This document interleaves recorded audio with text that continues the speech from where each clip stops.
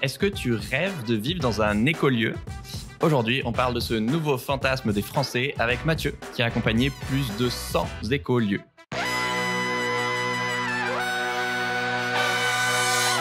Bienvenue dans Soif de Sens, l'émission des humains qui changent le monde. Chaque semaine, je reçois un invité écolo, féministe ou solidaire pour t'aider dans ta quête de sens à toi. Et aujourd'hui, on accueille Mathieu Labonne de la coopérative Oasis pour parler d'écolieux et de comment vivre ensemble autrement. Salut Mathieu. Salut Pierre, bonjour à tous. Alors, je te présente en 10 secondes. Au départ, tu es chercheur sur le climat au CNRS. Ensuite, tu as succédé à Cyril Dion comme directeur du mouvement Colibri, cofondé par Pierre Rabhi. Et aujourd'hui, tu diriges la coopérative Oasis, qui accompagne celles et ceux qui vivent ou qui veulent vivre dans des écolieux collectifs.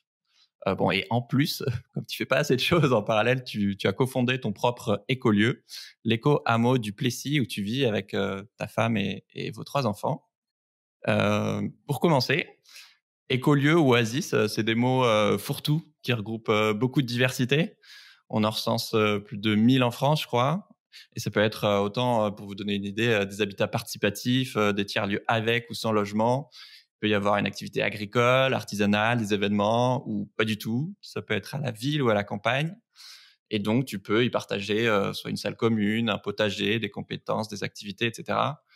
Pour moi, de ce que j'ai compris, le point commun, c'est d'être un lieu collectif qui remet la relation humaine au centre et qui en plus permet d'explorer une autre manière de faire société ensemble. Pour toi, Mathieu, c'est quoi un écolieu ou une oasis? Alors, je vais parler plutôt d'oasis parce que on peut dire qu'une oasis c'est un écolieu collectif, comme tu viens de le dire. C'est-à-dire D'accord, que c'est ça la différence entre les deux. Je me demandais. ouais, en fait, le, le le parti pris de ce réseau Oasis, c'est de rassembler des lieux très différents. Donc, il y a vraiment une grande diversité d'origines dans ces lieux et de formes, mais avec peut-être en point commun le fait de mettre, comme tu le disais, au cœur le travail du collectif, le travail du faire ensemble, du vivre ensemble, comme étant un levier pour accéder à un mode de vie plus écologique. Donc, le point de départ, c'est de dire que si on veut construire un mode de vie et un monde plus écologique, du coup, il faut réapprendre à faire ensemble. C'est ça qu'on parle d'écolieux collectifs, et c'est beaucoup nous, on est peut-être plus en avant la dimension collective dans ce que traversent les personnes, et que c'est un levier pour accéder finalement à plus d'autonomie, plus de sobriété, plus de lien social aussi. Ok. Ouais, justement, je me demande. Il y a plein de raisons possibles. Pourquoi les gens veulent habiter dans un écolieu? Moi, je me demandais, est-ce que c'est... il y a forcément toutes ces raisons, mais parmi celles que je vais citer, lesquelles sont peut-être les plus fréquentes selon toi? Est-ce que c'est plus la solitude parce que aujourd'hui, on a moins d'enfants, plus tard, il y a plus de divorces. La ville, c'est hyper anonyme. Et quand tu vieillis, tu es plus isolé. Est-ce que c'est plus le côté écolo, justement ou est-ce que c'est autre chose? Est-ce que c'est plus la quête d'autonomie ou de sobriété, par exemple? En fait, si tu dois répondre, parce que ça dépend des gens. En fait, il y a beaucoup de réponses sur ce réseau qui vont dire que ça dépend. En fait, globalement, il y a quand même 2 motivations principales. C'est de participer plus largement à un monde plus écologique et solidaire. Donc, il y a souvent une démarche quand même assez militante, vraiment de faire sa part et d'incarner dans son mode de vie ses valeurs. Et après, il y a des attentes peut-être plus personnelles, plus individuelles, qui est une quête de sens et une quête de bonheur. Par exemple, tu parlais des enfants. Quand on a des enfants, c'est vrai que de se donner un lieu de vie sécurisant, convivial, avec avec d'autres parents, avec qui on va partager des choses, ça peut répondre aussi à des besoins très personnels. Donc, à la fois un épanouissement personnel qui est cherché dans ces lieux, et à la fois une contribution à quelque chose de plus large. Ok. Votre mission avec la coopérative Oasis, c'est notamment de soutenir la création de ces écolieux. Par exemple, moi j'adore sur votre site, il y a une carte avec toutes les oasis près de chez toi, et du coup j'ai vu qu'il y en avait juste à côté de chez moi, donc j'ai trop envie d'y aller maintenant. Mais aussi de leur proposer plein d'outils pour construire son projet. Donc ça peut être les trucs plus techniques, potentiellement un peu plus chiants, comme le financement, le juridique, etc. Mais aussi, t'en parles aussi, l'importance de l'humain, comment gérer un groupe, les conflits, comment est-ce qu'on prend des décisions ensemble, etc.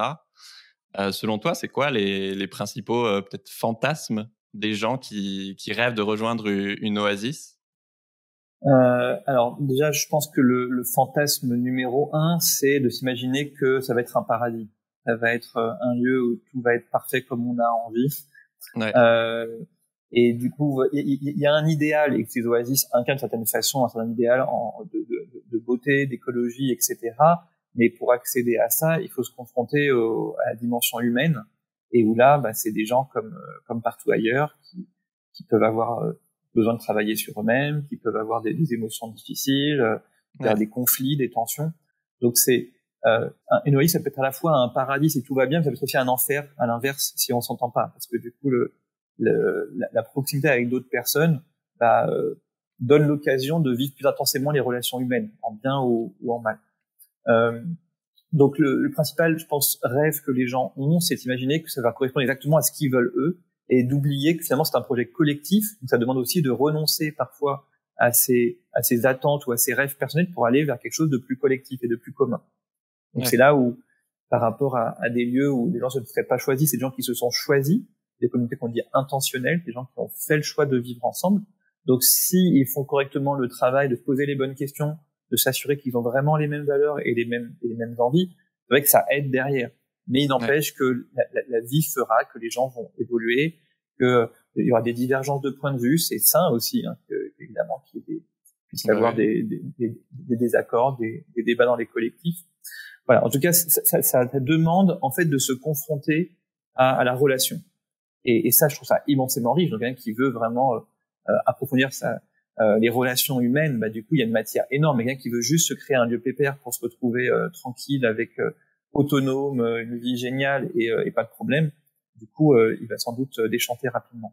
Voilà. Donc c'est vraiment ça que je pense que la motivation ne doit pas être le fait de se créer un paradis coupé du monde, mais plutôt de se dire je vais vivre une vie intense, une vie où au niveau humain, ou au niveau de ma relation, alors que ce soit moi-même, à l'autre ou à la nature, je vais pouvoir approfondir plein de choses. Voilà. Donc, si c'est une quête intérieure de cet ordre-là, du coup la vie en oasis, elle est immensément riche. Ouais, effectivement, il y en a beaucoup qui peuvent confondre leur projet avec le projet collectif de l'oasis. Effectivement, si tu as plus envie d'être tranquille à la campagne, plus en autonomie, tu n'as pas forcément besoin de cette dimension collective et du coup du travail humain qui va avec et des conflits qui peuvent surgir.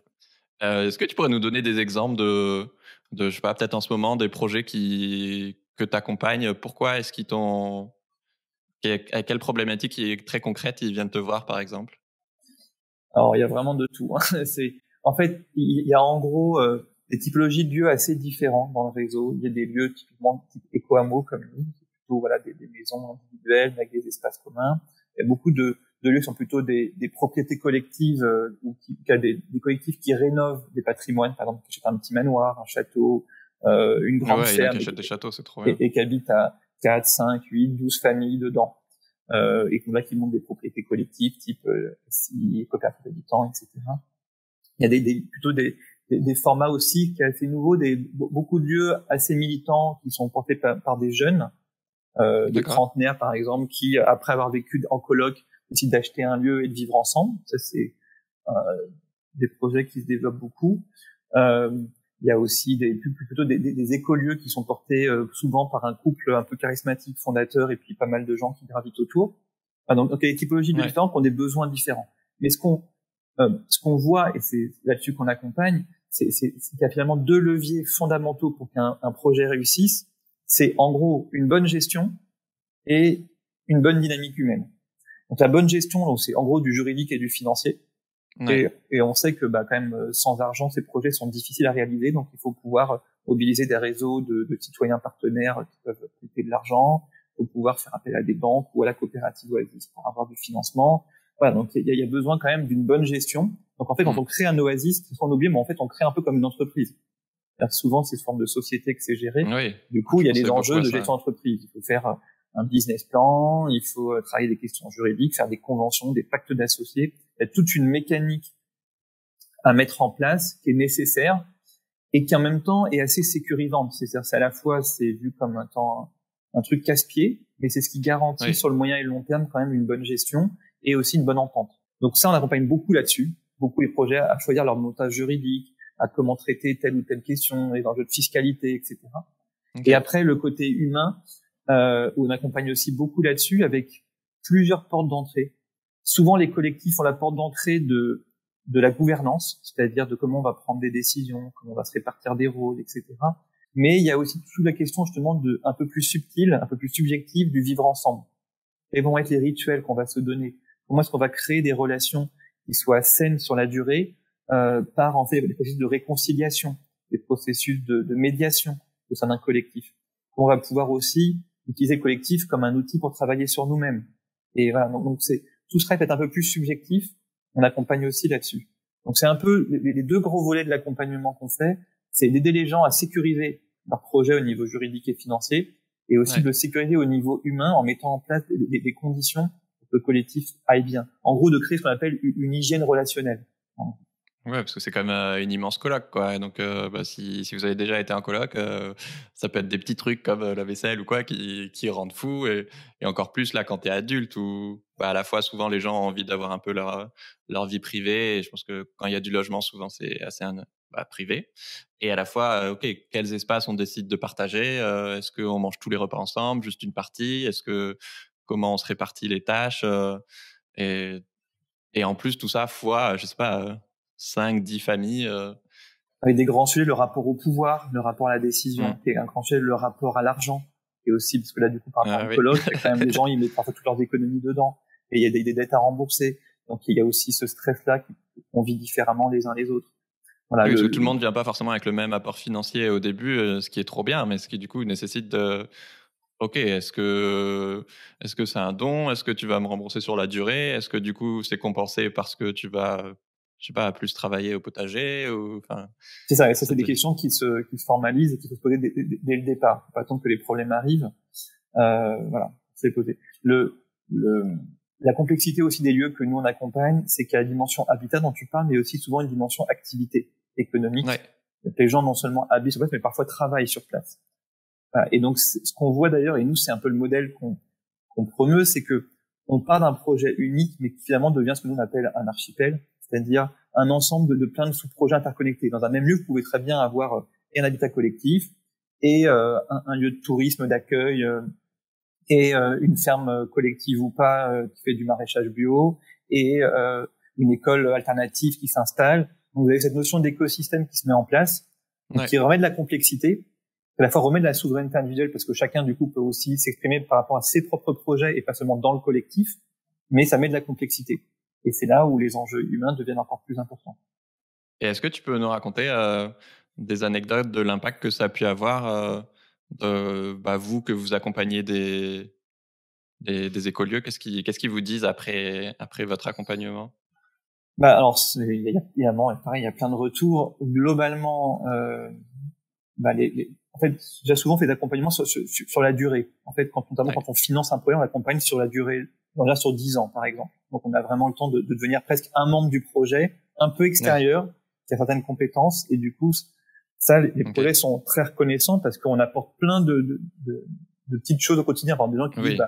est-ce que vous pouvez relire notre PV d'AG qu'on doit envoyer au greffe? Est-ce que vous pouvez nous donner un contact d'un bon notaire pour faire ça? Comment est-ce qu'on peut modifier notre PLU à l'échelle locale pour permettre d'habitat léger? Voilà, on a plein de questions, et donc ça, on a la chance d'avoir à la coopérative beaucoup de compétences et beaucoup d'expérience, donc on peut répondre un peu à toutes les questions. Donc on est un peu une hotline permanente pour les gens qui ont besoin. Et ça, c'est précieux, parce que des fois, on se retrouve un peu sec sur un sujet, et d'avoir quelqu'un à qui parler Oui. pour Ou trouver la juste tu solution. trop la tête dans le guidon et tu te rends pas compte, de la source du problème, quoi. Et après, on a beaucoup des projets qui sont en phase d'émergence aussi, des projets qui sont en train de se poser des questions. Et là, on les aide beaucoup à clarifier en fait leurs intentions et leurs valeurs pour faire des choix qui vont être structurants, notamment des choix de modèles juridiques. C'est souvent une question qui est une grosse porte d'entrée quand même des lieux qui viennent nous voir, et des collectifs, en disant voilà, on est 10 familles, on voudrait acheter tel lieu, comment on s'y prend, est-ce qu'on fait plutôt une SCIA ou une coopérative d'habitants? Donc c'est des choses assez techniques. Et donc nous, on a une expérience qui est pas, on n'est pas juste des juristes, on est vraiment des gens qui connaissent bien les lieux, donc on a à la fois la compétence technique, mais aussi on a l'expérience de beaucoup d'autres lieux. Pour dire, attention, si vous faites ça, il y a tel lieu qui a vécu tel problème, il va faire monter, telle solution qu'ils ont mis en place. Après, sur l'aspect humain, on a des super victoires, des moments où des collectifs en crise, ils sortent de cette crise par le haut, avec des relations renouvelées, avec une confiance retrouvée. Ça, du coup, c'est super satisfaisant pour nous. Parce qu'on accompagne par exemple des collectifs qui sont souvent assez complexes, qui ont qui sont de grande taille, avec des enjeux qui sont souvent entremêlés. et où finalement ces aspects de relation et les aspects de gestion, en fait, ils sont pas si segmentés que ça. Il peut y avoir des tensions relationnelles qui dérivent de tensions financières ou de tensions sur la gouvernance, sur l'organisation. Et du coup, d'arriver à démêler tout ça, ça c'est souvent, voilà, c'est un peu comme quand on résout un problème de maths, quoi. C'est-à-dire qu'on démêle un peu tout, on démêle une pelote et on trouve des solutions. Et surtout, une de nos forces, c'est qu'on est capable de le faire assez vite. Et donc de pouvoir les accompagner juste en 2 heures, en 3 heures ou en une demi-journée, et vraiment de se sentir utile en peu de temps. Ça, du coup, je pense que c'est quelque chose qu'on a vraiment développé. Là, tu parlais de projet où vous êtes sorti par le haut, où il y avait des conflits humains. Est-ce que tu aurais un exemple à nous raconter? Sans forcément citer le nom des Ouais, c'est ça, c'est de citer les lieux parce que c'est parfois beaucoup de l'intime. Mais là, par exemple, c'est un projet qui est un espèce de château où il y avait une dizaine de familles. Enfin, je sais pas moi en l'occurrence, c'est une personne qui s'appelle Daphné dans la coopérative qui les accompagnait et où en fait ils étaient vraiment, ils se parlaient plus du tout. C'était la crise, des gens qui étaient en train de partir un peu à l'appel et il fallait du coup, clarifier qui restait, qui partait. Donc en l'occurrence, il y a des gens qui sont partis, peu, mais il y en a quand même qui sont partis. Donc c'était, si jamais il se passait rien, le projet il volait en éclats, avec quand même des tensions, y compris sur les remboursements des gens qui partaient, etc. Et donc ça a permis au projet aujourd'hui de continuer à exister, de continuer à se développer avec quand même des départs. Il y a eu des départs. On est loin du paradis.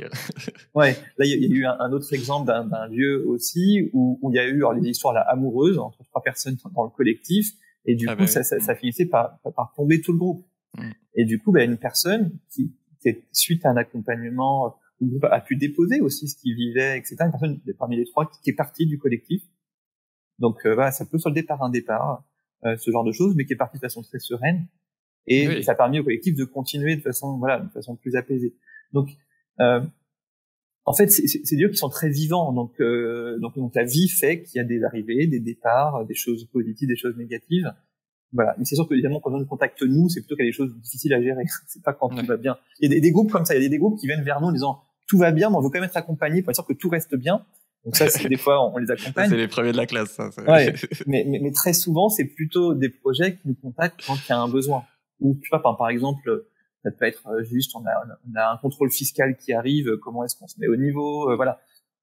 Des choses très, très pragmatiques que les lieux ont à gérer. C'est pour nous, notre posture, c'est vraiment une posture par petites touches, si possible. C'est de pas de prendre la main sur un projet parce qu'on connaît bien les sujets. C'est vraiment d'être là à l'écoute de leurs besoins et de toujours faire en sorte que le projet reste maître de son destin. C'est-à-dire que nous, on est vraiment un accompagnateur. On va pas se mettre à la place des personnes qui portent le projet. Ouais.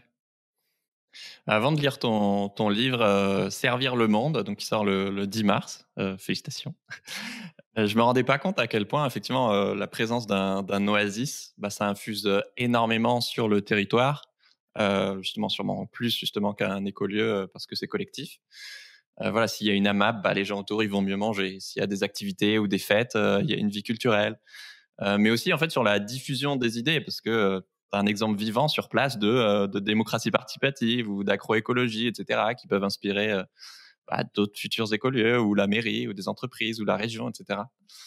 Est-ce que toi, tu aurais des exemples d'infusion comme ça d'un écolieu qui a contaminé son environnement? Il y en a plein. Et en fait, quasiment, la question qu'on peut poser aujourd'hui, c'est de dire, très bien, vous créez encore une fois un lieu super, écolo, très sobre, des bonnes relations. Mais en fait, ça, c'est du fantasme. C'est pas la réalité. La réalité, c'est que c'est des lieux qui sont ultra intégrés et qui, justement, vont recréer du lien social.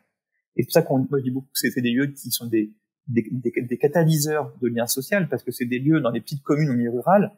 C'est des lieux qui recréent un espace pour se rencontrer, qui montrent qu'on peut faire autrement. Donc là, moi, l'exemple, rien que sur l'échelle de notre propre projet, on a aidé à installer un couple de maraîchers bio, qui du coup fait par exemple, dans le village, aujourd'hui, ont des légumes bio, alors qu'on est quand même au fin fond de la Beauce. On a une personne membre de l'Ecoamo qui a créé un café associatif et un petit restaurant bio et épicerie bio dans le centre du village. Donc en fait, d'un village du fin fond de la Beauce qui était plutôt un peu en retard sur ces questions-là, on devient presque un village un peu en avance, en tout cas par rapport à ce qui se fait autour de nous. Donc et ça, c'est souvent que dans ces lieux, les gens qui sont là ont pas envie de se couper du monde. Ça, c'est une fausse idée de croire que les gens qui créent ce genre de lieu, c'est pour se créer un petit paradis doré. C'est plutôt parce qu'ils veulent vraiment contribuer. Il y a une démarche assez militante. Et du coup, ils vont avoir un impact. Un autre exemple dans notre lieu, c'est que moi, dans ma maison en paille, je l'ai construite partiellement moi-même, au moins sur le second œuvre, et sur le chantier, et ben, il y a quasiment tout le village qui a débarqué à un moment ou à un autre. C'est-à-dire que les gens, ils venaient voir, ah bah tiens, une maison en paille, à quoi ça ressemble, à des enduits en terre, des murs en briques de terre crue. Et ça sème des graines, je pense, beaucoup plus puissantes que juste un documentaire à la télé. Oui. Parce que les gens le voient, le touchent, et ils savent que c'est possible pour eux aussi. C'est pas un truc qui se fait ailleurs, un truc qui s'est fait dans la maison d'à côté, quoi. C'est qui ce mec complètement déjanté qui crée sa maison en paille à côté de chez moi. Et en même temps, je pense que l'expérience se rassemble beaucoup plus que la théorie. C'est-à-dire que il y a des personnes qui ont des opinions politiques ou spirituelles très différentes des miennes, mais on va se retrouver d'accord sur le fait de faire de l'apiculture ou sur le fait de cultiver un jardin ou d'avoir des poules. Voilà. Et donc l'expérience concrète, elle rapproche des gens qui peuvent avoir peut-être des motivations à la base légèrement différentes, mais où au final il y a toujours une envie de bien vivre et ça c'est commun à tous les êtres humains. Un autre exemple, là, il y a quelques jours, j'étais à la Bigotière, qui est un projet en Bretagne, où c'est un collectif de 12 personnes, donc c'est tous qui ont entre 50 et 60 ans, qui étaient amis de longue date, et qui ont essayé de créer c'est 6 couples, ont créé un projet ensemble en rachetant une vieille ferme bretonne et en vivant sur place. Donc on se dit, bah c'est super, c'est 12 personnes amies, plutôt avec des têtes bien faites, etc., qui s'achètent un lieu et qui font un truc super. Mais ce qu'on voit, c'est que dans leur lieu, ils ont installé une association qui accueille des femmes placées par les sociales à l'enfance avec leurs enfants en bas âge. Donc il y a une dimension sociale qui était même là avant même que eux emménagent. Ils l'ont mis en place en premier, avant même eux de créer leur logement. Ils ont mis en place des associations sur le lieu. Ils sont en train de créer un espace test agricole pour que des jeunes maraîchers puissent tester aussi leur activité maraîchère avant de pouvoir aller ailleurs. Ils ont installé un fournil où ils font du pain bio pour le village. Ils ont un coworking pour des indépendants qui puissent ramener dans ce village. Donc en fait, on voit qu'il y a un projet qui part au final d'un groupe qui se connaissait bien. Et il va avoir un rayonnement sur un territoire beaucoup plus grand. Et ça, les communes s'y trompent pas en général. Au début, il y a toujours une crainte. C'est-à-dire qu'on voit beaucoup de projets qui se font souvent assez mal accueillir parce qu'évidemment, c'est des gens qui sont pas du coin qui s'installent parfois. Mais à l'échelle d'une dizaine d'années, il y a très souvent en fait un lien qui se crée avec l'institution locale et qui devient plutôt positif. Et d'ailleurs, c'est du pain béni, quoi. Ouais, il y a une étude là qu'on va sortir avec le campus de la transition sur ce qu'on appelle le RCI, sur l'indicateur de capacité relationnelle, qui est un indicateur qui permet de mesurer à quel point un projet contribue à la création de liens sociaux. Et donc on attend à la fin de l'étude là qui sera d'ici quelques semaines et qui permettra justement de mettre en lumière le bénéfice de ces oasis sur leur territoire. Trop bien. Après tous les exemples que tu as cités, le mien va sembler un peu ridicule, mais tout à l'heure, ça me faisait penser sur la maison en paille. J'avais eu la chance d'interviewer quelqu'un qui montait sa maison en paille avec France 3 et que, un peu comme toi, tout le monde, forcément, est curieux. Il vient de poser des questions et déjà, ça crée un premier lien social. Même si, effectivement, comme tu l'as dit, ça peut aller beaucoup plus loin avec du maraîchage ou plein d'autres choses. Et que, notamment, lui, il avait fait ses fondations en bouchon de liège parce que c'est le seul matériau qui peut pas pourrir. Et du coup, en gros, tout le village lui filait ses bouchons de bouteilles de vin ou quoi. Sur votre chaîne YouTube, j'ai vu un témoignage d'une habitante d'une oasis qui dit comme on est 10 dans l'oasis, on partage beaucoup de choses, donc j'ai besoin de moins pour vivre. Donc, par exemple, elle est passée à mi-temps, ils sont 3 à partager sa voiture et inversement, comme tu disais tout à l'heure, des fois, elle garde les enfants je sais pas comment on dit, c'est cohabitants. Et dans le même style, je sais que l'Oasis Eco-Ravi, ils dépensent 0 € pour le chauffage et pour l'eau chaude parce qu'ils ont vachement bien pensé leur éco-construction. Ma question, c'est est-ce que une fois qu'un écolieu il est construit et qu'il tourne, est-ce que toi, tu observes vraiment une réduction des dépenses des familles ? Oui, en fait, là, sur 2 plans, il y a au niveau financier et au niveau écologique. Donc, au niveau écologique, on est en train de faire en ce moment un bilan carbone assez plus de pas mal de lieux. Il y a une première étude qu'on avait fait en 2015 qui montrait une division par 2 du bilan carbone des habitants, alors qui n'est pas lié que à l'écolieu même, mais aussi à des choix personnels, par exemple de manger moins de viande ou ce genre de choses. Mais dans les faits, l'écolieu, c'est presque un outil au service d'une envie de moins consommer. Parce que si on veut juste réduire son bilan carbone et qu'on vit comme tout le monde, du coup, c'est juste des privations. En gros, c'est juste, on fait moins, ce qui est nécessaire. Dans un écolieu, ça passe aussi par autre chose. Par exemple, de dire, plutôt que aller acheter des œufs au supermarché, bah du coup on va avoir des poules. Finalement, on va moins peser sur la planète en s'occupant de nos propres poules et en les nourrissant avec nos propres épluchures. Mais le faire tout seul c'est compliqué, et de le faire à plusieurs c'est beaucoup plus accessible. Après, au niveau financier, ça, il y a des études qui le montrent, que ça permet de réduire. Alors, ça permet de réduire à la construction et dans la vie. Dans la construction, déjà, on mutualise, par exemple, des compétences au départ. On peut s'entraîner sur le chantier participatif. Ça s'appelle de l'autopromotion, c'est-à-dire on fait pas appel à un compte immobilier, et du coup, on porte nous-mêmes notre propre projet immobilier, donc on réduit les coûts à la construction par rapport à un projet classique. Mais c'est plus de boulot, du coup. C'est plus de boulot, voilà. Quand on vit sur place, oui, c'est une réduction. Alors après, tout dépend comment le lieu a été conçu. Mais en tout cas, on peut être plus autonome, notamment au niveau alimentaire. Au niveau énergétique, là, c'est assez criant pour les lieux qui sont en construction neuve. C'est-à-dire, évidemment, quand on construit aujourd'hui un éco-hameau ou une oasis en construction neuve, en général, c'est que des bâtiments passifs qui sont bien conçus, qui collectent l'eau de pluie, une toilette sèche, etc. Donc, de fait, on consomme moins. Pour donner un exemple, dans mon cas particulier, donc on a une maison avec ma femme et nos 3 enfants de 140 mètres carrés, donc qui est grande, et on consomme 2 stères de bois par an de chauffage. Donc on consomme à peu près 100 euros de chauffage par an. Voilà, pour une maison qui est conçue de manière à dépenser moins. Après, par exemple, on a une buanderie collective. Donc là, on a imaginé la vie en arrivant sur place, qu'on a mis à disposition la buanderie collective. Si un jour il faut la changer, c'est pas nous qui allons la payer, c'est le collectif qui la paiera, et donc finalement ça nous coûtera moins cher.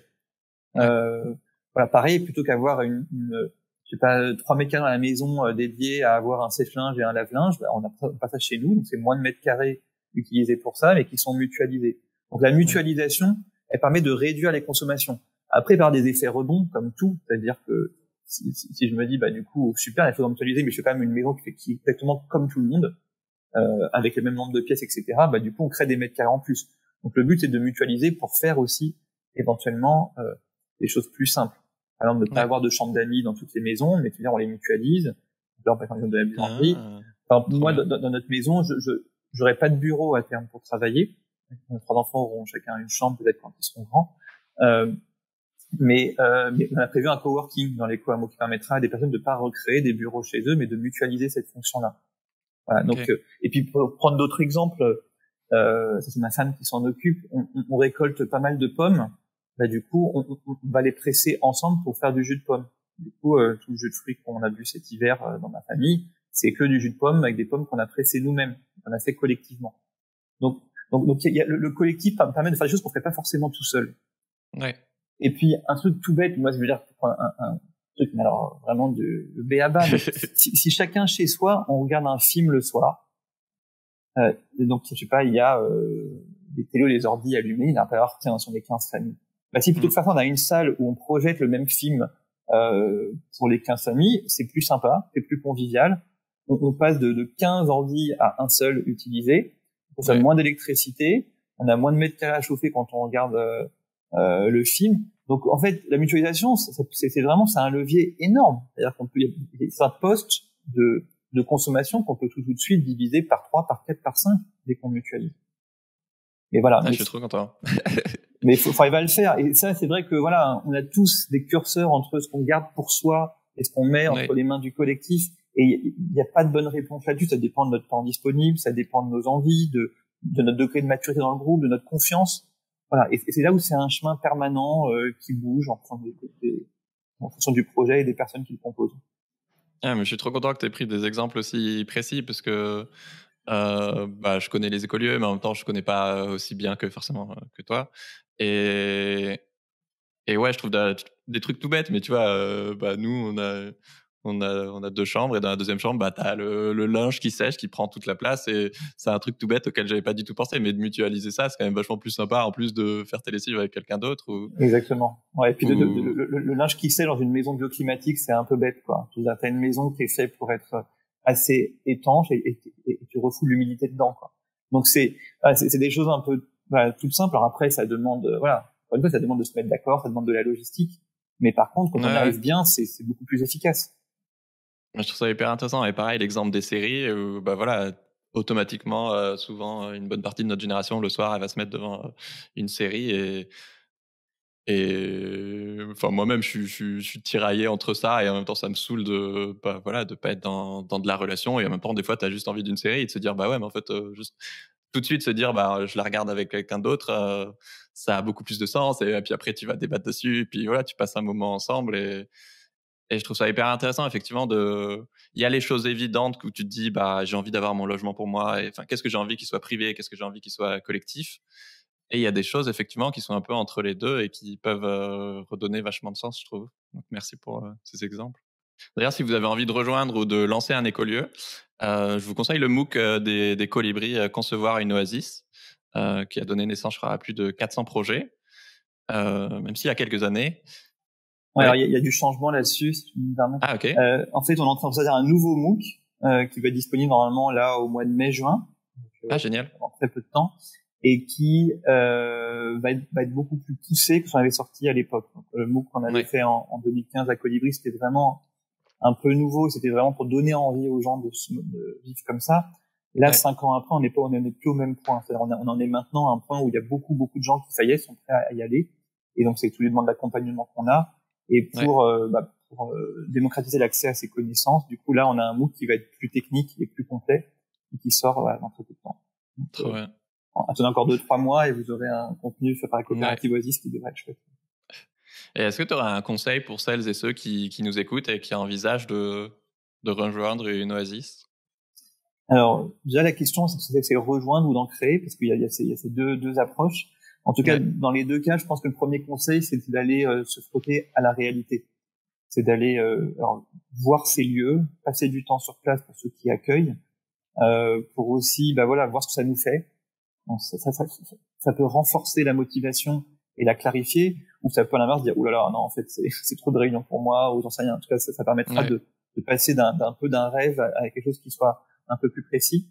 Donc, il y a d'une part ça, et ça, on peut le faire aussi à plusieurs. C'est-à-dire que si là, vous avez un groupe, par exemple, vous avez déjà des amis avec qui vous voulez monter un lieu, bah, du coup, ça permet aussi de vivre une expérience collective autre que juste se voir de temps en temps et faire des réunions. Ça peut être vraiment de commencer à s'entraîner un peu à vivre ensemble.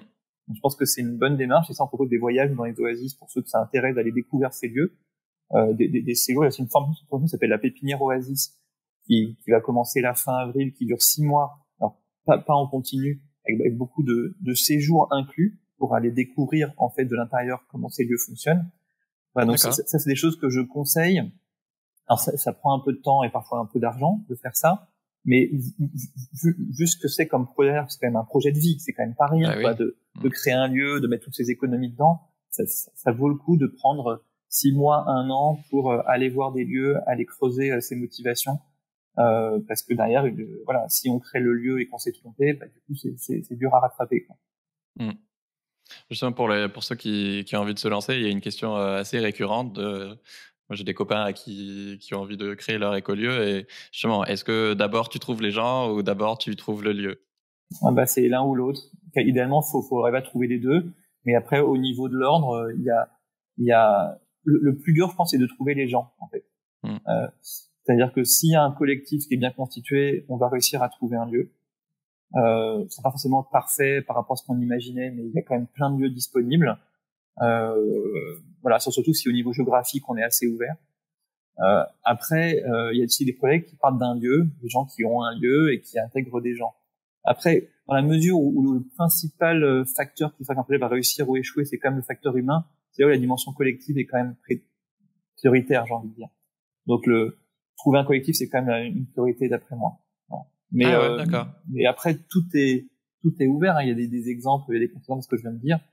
Mais nous, on voit aussi beaucoup de personnes qui pensent un projet tout seul, parfois même vont trouver un lieu tout seul, qui s'étonnent après que personne les rejoigne. Mais si le chemin a été fait trop tout seul, bah du coup les personnes, quelle est vraiment leur place quand ils arrivent.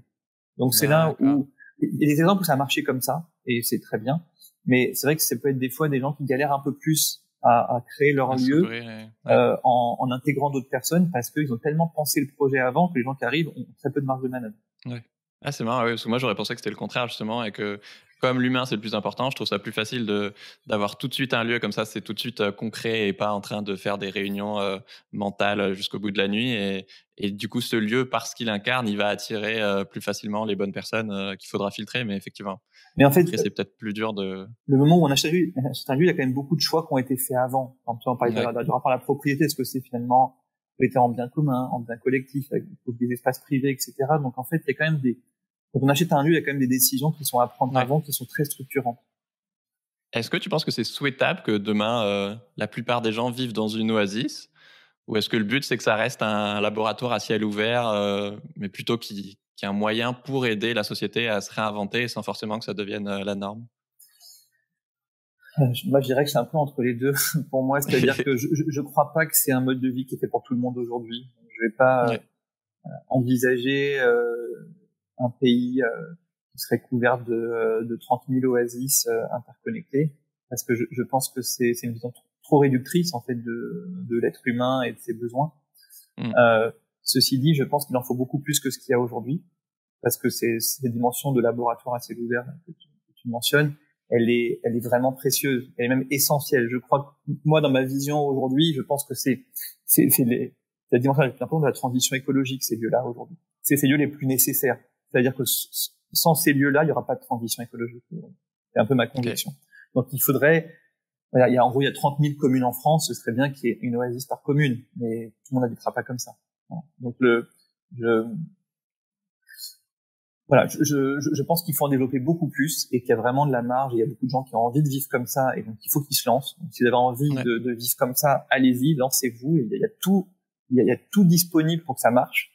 Il y a tellement de gens qui ont réussi avant vous que du coup c'est le moment d'y aller. Et à l'inverse, il y a des gens pour qui ça peut être très bien de vivre dans un collectif. C'est pas fait pour tout le monde en l'état aujourd'hui. J'ai quand même l'intuition que le mode de vie de l'avenir, étant donné les perspectives même un peu plus pessimistes, d'effondrement, etc., nous amènera à devoir recréer du lien social beaucoup plus fort à l'échelle locale que ce qu'il est aujourd'hui, de moins compter sur des institutions pour prendre en main la solidarité, mais aussi l'organiser à l'échelle locale. On a bien vu au moment du confinement, que les institutions ont quand même une limite dans leur capacité à traiter un monde qui serait moins abondant en argent, en plein de choses, donc en énergie aussi. Donc il faut arriver à se préparer à être plus solidaire à l'échelle locale. Et ça passe pas forcément par vivre ensemble. Ça peut être aussi des quartiers de gens qui vivent chez eux comme aujourd'hui, mais qui recréent quand même de la solidarité. Et donc ça, il faut un peu de tout pour faire un monde. Et du coup, c'est vraiment de nous inviter à questionner vraiment le système et ce qu'on a proposé depuis qu'on est né comme mode de vie, pour trouver ce qui nous correspond mieux, à la fois pour incarner nos valeurs, mais aussi pour être plus heureux. J'avais envie de poser une question très pratico-pratique où j'ai l'impression que souvent, en gros, je me rends pas compte à quel point c'est dur d'intégrer un écolieu ou pas, parce que je trouve que les meilleurs écolieux, souvent, c'est ceux qui ont les processus pour entrer les plus longs. Des fois, ça peut durer 6 mois parce que ils veulent vraiment prendre... Même plus parfois, et parfois 1 an et demi, 2 ans, ils veulent être sûrs que ça matche et que toi, tu es la bonne personne pour eux et inversement. Et que du coup, souvent, ça nécessite de s'impliquer bénévolement énormément en amont dans cet écolieu, sans aucune garantie. Est-ce que c'est un peu la norme, ou est-ce que c'est quand même plausible, entre guillemets, de trouver des écolieux sains et matures qui tiennent la route sans forcément avoir besoin d'autant de temps et d'investissement personnel en amont sans garantie? En fait, il y a plusieurs critères. Il y a un critère de taille du lieu. Plus un lieu va être grand, plus il pourra intégrer facilement. C'est paradoxal, mais c'est parce que finalement, une nouvelle personne qui va arriver va peut-être moins perturber le collectif en place. Quand je sais pas, des grands éco-villages au niveau mondial, vous allez à Auroville en Inde ou Findorn en Écosse, je veux dire, ils sont tellement nombreux que si vous arrivez et vous faites un peu le bazar, c'est pas grave, ça va pas mettre en danger le projet. Donc plus un lieu est grand, plus c'est finalement facile de le rejoindre.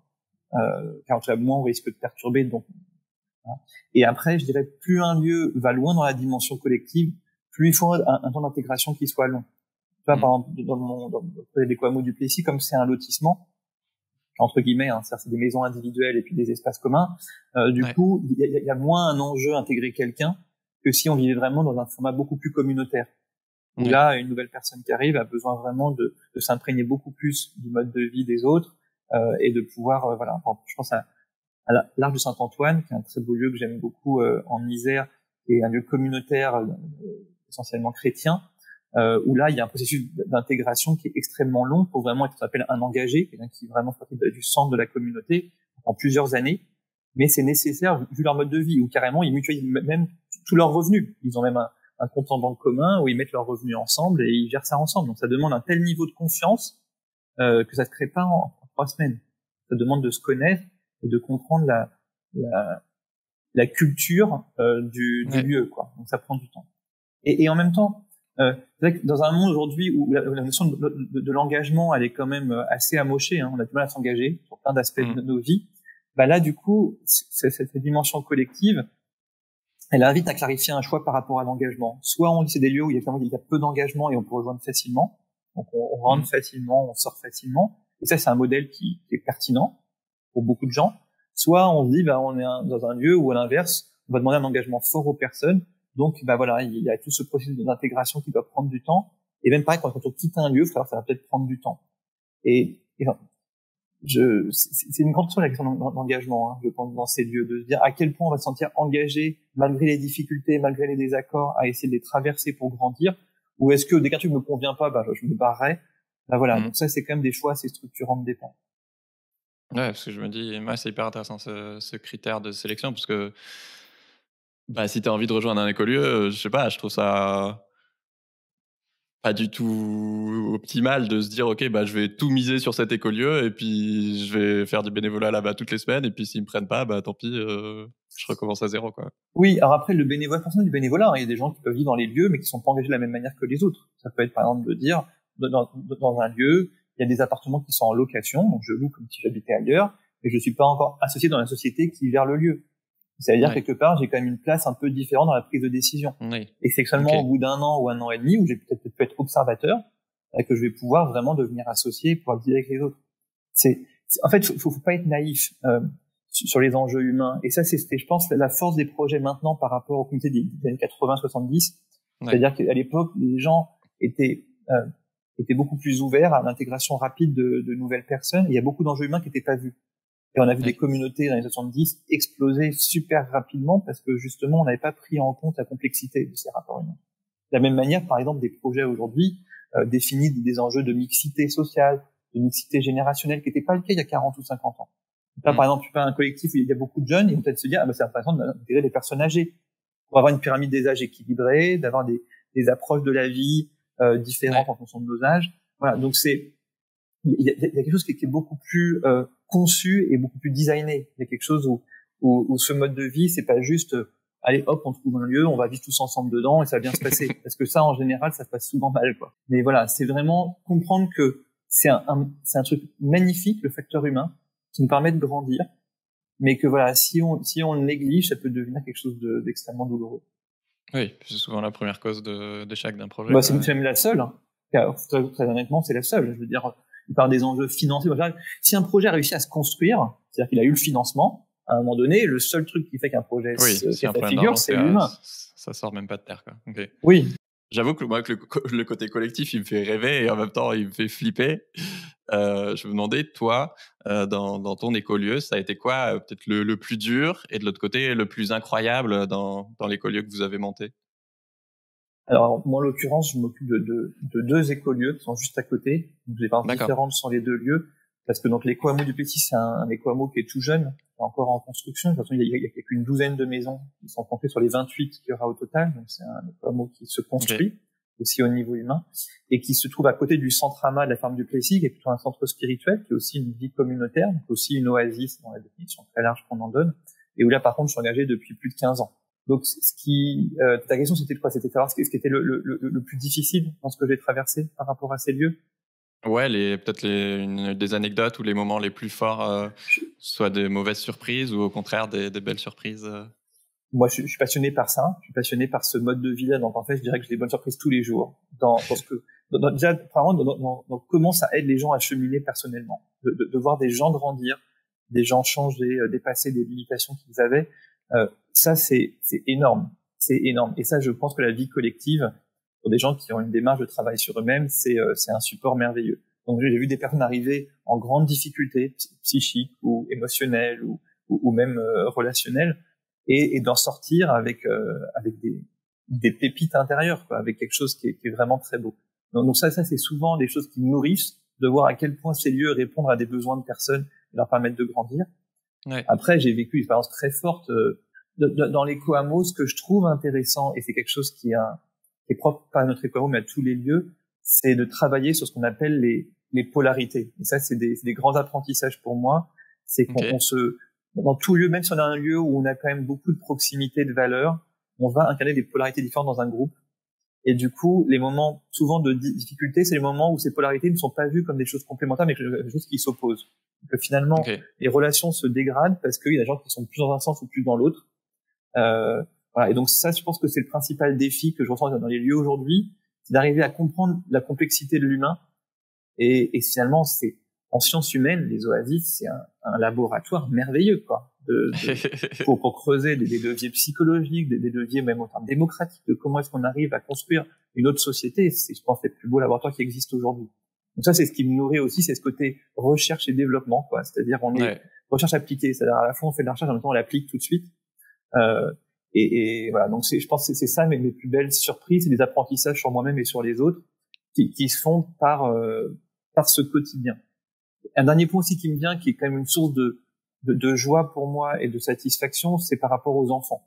Ouais, je vais te C'est-à-dire que autant la phase de construction d'un lieu, pour beaucoup de familles, ça peut être assez lourd parce qu'en gros, c'est un gros projet qui prend du temps. Donc, on a des enfants en bas âge plus un travail, ça peut être compliqué. Quand on construit sa maison, d'avoir des enfants, c'est plus embêtant, ça prend du temps aussi. Mais quand on habite sur place, c'est chouette de sentir que à la fois on peut avoir un espace familial qui est assez protégé, où on peut exploiter des relations familiales qui soient satisfaisantes, mais on est aussi entouré de personnes qui peuvent être des personnes de référence pour nos enfants, alors que ce soit des adultes qui peuvent transmettre d'autres compétences. Dans notre éco-hameau, les gens, je sais pas, qui peuvent être menuisiers, ou avoir des compétences très poussées en jardinage, et ben, du coup, nos enfants peuvent apprendre auprès de ces personnes. Et après, entre enfants, c'est-à-dire qu'il y a la fratrie, mais il y a aussi d'autres enfants avec qui ils sont amenés à créer des relations très fortes, au-delà même des relations qu'on peut avoir en milieu scolaire. Et du coup, ça donne un sentiment de liberté aux enfants. Ils peuvent aller chez les uns, chez les autres. Ils ont un grand terrain pour jouer. C'est une vie, je pense, beaucoup plus riche pour un enfant que juste une petite maison avec un petit jardin de 100 mètres carrés, quoi. C'est un peu autre chose. Et donc, avec ma femme, on est quand même assez, on est très occupés. On s'occupe pour nos enfants, mais on a tous les deux un travail, on a beaucoup d'engagement associatif. Et du coup, ce mode de vie nous permet d'avoir des enfants qui sont super heureux et qui grandissent très sereinement. Et nous, de nous sentir un peu soulagés. Si à un moment donné, on a besoin de partir faire quelque chose, ben, il y a des voisins qui peuvent s'occuper de nos enfants pendant une heure tant qu'on n'est pas là. Il y a une forme d'entraide aussi dans l'éducation. Et ça, je pense que c'est... papa va bosser, c'est bon, je vais m'amuser avec les copains, t'inquiète. Ouais, mais même des fois, ça me fait même le soir à 19h, mais ils sont où les enfants? On appelle les voisins pour voir où ils sont, chez qui ils sont en train de jouer, quoi. Donc, ça peut être aussi hyper stressant, au contraire. Ils vivent leur vie. Mais en fait, c'est de la mesure où... Le jour où ils font une fugue, tu te dis, bon, c'est bon, ils sont chez un voisin. Ouais, bon, ils sont encore petits, donc ils font pas de fugue, mais en gros, on crée de la confiance. En fait, le moteur d'un écolieu, c'est la confiance entre les personnes. Ouais. Et une fois que cette confiance, elle est créée, bah, du coup, la vie est plus simple. Et enfin, je voulais te demander, comme chaque oasis a forcément son ADN par ses choix, mais aussi juste par les personnes qui la composent, qui donnent une couleur différente. Et en même temps, il y a des promoteurs immobiliers qui maintenant veulent déployer ces formes d'habitat partagé. Et souvent, ça peut être fait de manière, évidemment capitaliste, mais parfois maladroite. Est-ce que pour toi, ça peut être une bonne chose qui démocratise ces oasis, ces écolieux collectifs, ou est-ce que c'est condamné à être des répliques sans âme de vrais oasis? Ouais, c'est un grand sujet de débat, j'ai envie de dire. Moi, je suis plutôt à penser que la richesse de ces lieux, c'est leur unicité. Moi, je réfléchis beaucoup sur ce qu'on appelle la pensée archipélique vs la pensée continentale, c'est-à-dire comment est-ce qu'on sort de cette logique de l'industrialisation, de la reproduction du même, pour aller vers quelque chose de l'archipel, qui est l'ordre de c'est la différence et l'unicité qui fait justement la richesse. Donc moi, je suis plutôt un partisan de faire grandir l'être humain pour que l'être humain crée plein de lieux différents et qui sont pas duplicables en l'état, plutôt que de vouloir industrialiser les oasis en les dupliquant. Après, dans les faits, ce sera sans doute un entre-deux, c'est-à-dire que, comme tu le disais, on peut pas dupliquer un lieu, sinon il peut pas avoir d'âme et ça va finalement échouer. On a vu beaucoup de lieux initiés par des collectivités locales, par des mairies par exemple, qui mettent à disposition un terrain d'un collectif qui allait chercher un peu à gauche à droite. C'est des lieux qui ressemblent finalement à des lotissements classiques ou à des immeubles classiques au final. Donc si on veut vraiment qu'il y ait une âme particulière, qui est cette raison d'être qui va colorer en fait, toutes les actions du projet, il faut que les personnes aient eu le temps de cheminer et de bien se connaître et de se choisir aussi entre elles. Donc je crois assez peu à une duplication sur l'aspect humain. Par contre, effectivement, l'idée, et ça c'est notre travail, c'est de simplifier l'accès au niveau technique, c'est-à-dire de rendre disponible, de documenter tout ce qui est fait, pour que des personnes ne fassent pas les mêmes erreurs que ceux qui se sont lancés il y a 5 ou 10 ans, apprennent de ces expériences, et finalement que ce soit de plus en plus facile, de plus en plus rapide de créer un lieu. Mais il y aura quand même toujours, je pense, comme un investissement, un engagement personnel qui sera très différent de juste je vais à l'agence immobilière, j'achète une maison. Si c'est juste ça qu'on veut, faut pas créer une oasis. C'est le chemin est aussi important que le résultat. On voit beaucoup le résultat d'un lieu abouti, autonome, solidaire, etc. Mais le chemin humain pour y arriver est encore plus important, j'ai envie de dire. Et c'est là où si la motivation c'est juste encore une fois le lieu lui-même et c'est pas la dimension collective du projet, la rencontre de l'autre, du coup ça ne marchera pas. Donc après, nous on rencontre beaucoup de promoteurs, y compris même là récemment, il y avait une des filiales de Bouygues qui est venue nous proposer des partenariats. On leur a doucement dit que même si c'est très sympa dans l'échange, on dit qu'on ne croit pas du tout à ce que Bouygues s'en empare. On n'y croit pas. Et on a dit essayez, vous allez voir, vous allez vous planter, parce que ils vont peut-être créer des très beaux bâtiments, mais est-ce qu'ils vont créer une belle communauté? C'est pas sûr du tout. Oui, c'est pas leur métier, quoi. Oui, et puis je pense que ça repose cette logique dont tout à l'heure d'être juste des consommateurs. Et aujourd'hui, il faut se remettre à produire, à faire par nous-mêmes, que ce soit pour nos légumes, dans nos jardins, mais aussi pour nos lieux de vie.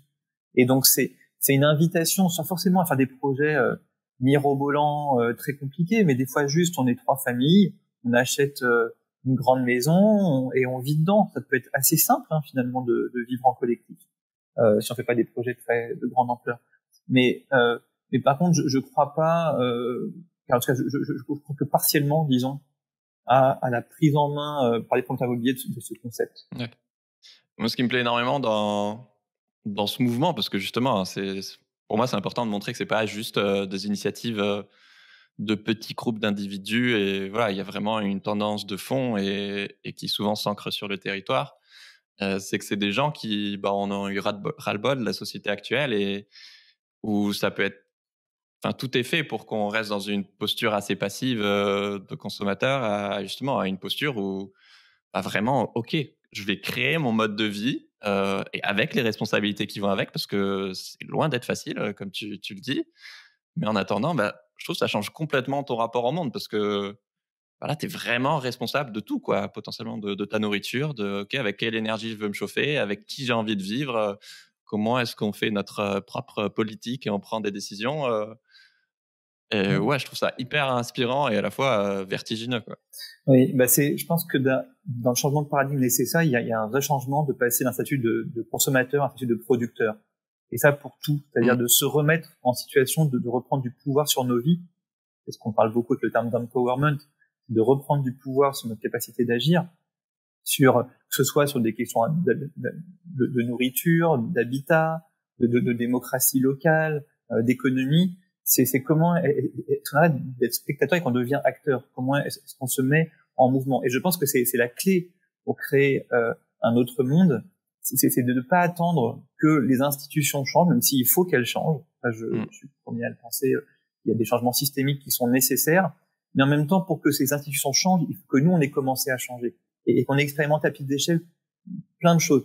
La société civile de ce côté-là, en ce moment, depuis une bonne décennie, elle est ultra créative. C'est un laboratoire merveilleux d'initiatives. Si vous regardez toutes les initiatives aujourd'hui qui sont un peu mises en avant, elles ne viennent pas des institutions, elles viennent toujours des citoyens. Les monnaies locales, les AMAP, les fermes en permaculture, etc. C'est des personnes qui ont créé des choses et après qu'aujourd'hui qui commencent à se démocratiser avec le temps. Merci beaucoup Mathieu, vraiment je me suis régalé. Donc je vous conseille de lire Servir le monde, le livre de Mathieu qui sort le 10 mars en librairie. Et si tu as envie de continuer à fantasmer sur Vie à la nature, je te conseille l'épisode avec Perrine de la ferme du Bec et Loin sur peux-tu vivre de ta micro-ferme en permaculture. Merci beaucoup Mathieu, ciao tout le monde. Merci, à bientôt.